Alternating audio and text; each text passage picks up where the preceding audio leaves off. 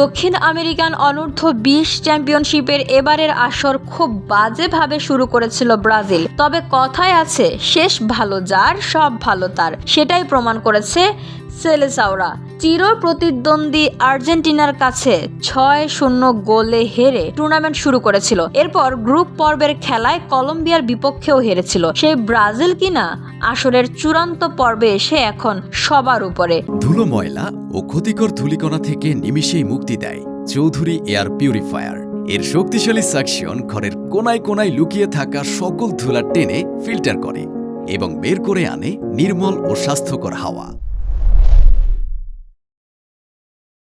Brazil 3-1 গোলে হারিয়েছে প্যারাগুয়েকে। সেলেসাওদের হয়ে গোলের দেখা পেয়েছেন গুস্তাভো প্রাদো, রায়ান এবং আলিসন সান্তানা। অন্যদিকে মঙ্গলবার আর্জেন্টিনা 1-0 গোলে হারিয়েছে কলম্বিয়াকে। এই জয়ের ফলে অনূর্ধ্ব-20 বিশ্বকাপে নিজেদের জায়গাও নিশ্চিত করেছে ব্রাজিল ও আর্জেন্টিনা। চলতি বছরের সেপ্টেম্বর-অক্টোবরে চিলিতে অনুষ্ঠিত হবে যুবা বিশ্বকাপ। চূড়ান্ত পর্বে ব্রাজিলের মতো আর্জেন্টিনাও জিতেছে 3টি ম্যাচ।